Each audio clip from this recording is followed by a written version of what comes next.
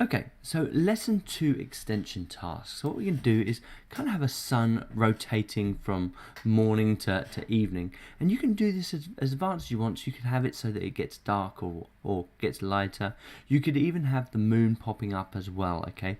I'm just going to keep this really simple. So I'm going to draw maybe three layers. And I'm going to have just the sun going across the sky from morning all the way through to the end of the day. But you can take this as far as you want. So let's start with the sky. Now the sky layer is just going to be a rectangle and it's going to be blue. So let's just change the color of that real quick. And let's just choose a horrid blue. There we go. Oops, wrong one.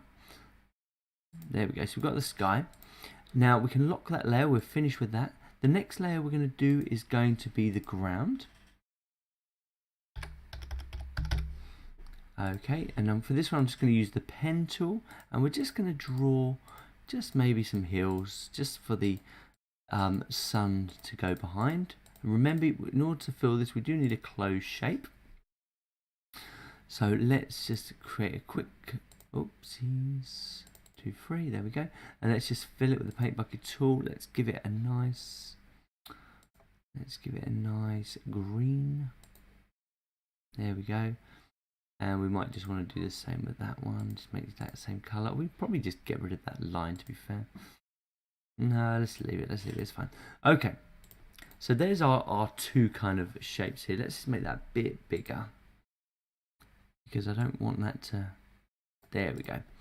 And then I'm not happy with that, sorry. Let's just change it to a darker green. That's better. So the next thing we need to do is create another layer for the sun. Now the sun needs to go in between the ground and the sky. So it wants to go above the sky. So let's just create a nice yellow sun. Hold down Shift just to constrain it. Let's get rid of that outline and let's just turn that to yellow. So now when you look at this and I move it into place, it will go behind the ground but above the sky. Okay, so we want to make it kind of rotate around a point. So we want it to start here and then go all the way. So almost identical to what we did with the clock is we need to find the center point. So we have an axis point here, which is this anchor point. Now in order to make this fixed, we do need to convert it to a symbol. So we're just going to right click, convert to symbol, and we're going to call it sun and make sure it's a graphic. So that's fantastic. Now we've got that anchor point. Now the good thing about this is that anchor point can sit outside of the actual sun itself. So when I come to rotate, you'll notice that it will rotate around that point. Now that's not quite what we want, so let's just bring that in. Let me just grab that anchor point again, bring it a bit closer, and then let's just move the sun to about there, and let's try that again. There we go, fantastic. So that's all set up. So let's set up our frame. So we want all of these to be about, let's say 60. So we're selecting all three and we're right clicking and then we're going to say insert frame. So we get all of our frames populated. We've locked the two layers because we don't need them, but we do need this one. So every kind of five increments or so, or 5 frames, let's just insert a keyframe and then let's just move using the rotate tool. Let's just move it a little bit further and then let's move it along a bit further. Insert keyframe, and then move it along a little bit further, then insert a keyframe, then move it along a little bit further. I didn't need hardly any of those, did I? So it's going to shoot across the sky. There are better ways of doing this. Once we get to tweening, you'll see even better ways of doing this. But for now, this is absolutely fine. So I just want to show you a few techniques just for kind of using multiple layers and just getting familiar and comfortable with them. Insert keyframe. Let's make that last one. And then let's delete the rest of these. So if we just insert one more keyframe here, and then after this point, we do need to insert a keyframe on the top. So insert a keyframe there, and then insert a keyframe there. And then what we want to do, insert a keyframe there, is get rid of everything after that point. So as we found out last time, it's remove frame. And there we go. So if we look at this now, it whizzes through it. If we press Control Enter, we'll see it in the browser.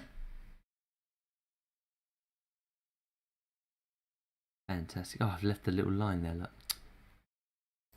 Fantastic, that'll do. The other thing I've forgotten to do is save it. So File, Save. You must save it really at the beginning. So don't keep doing what I'm doing.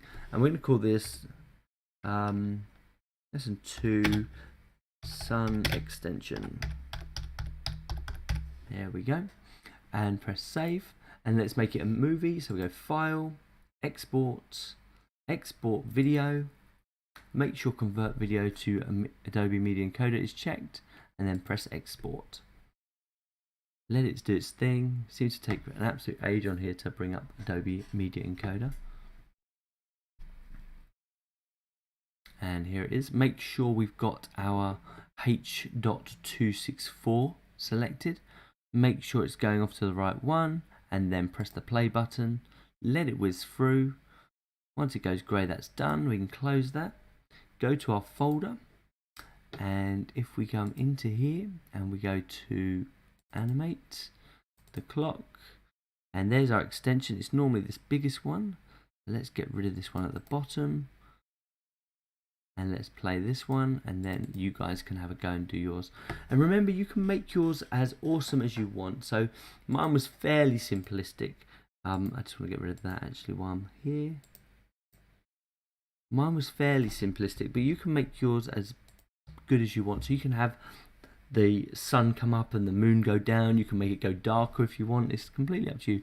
Try it out, see how you get on, and I'll see you in the next lesson.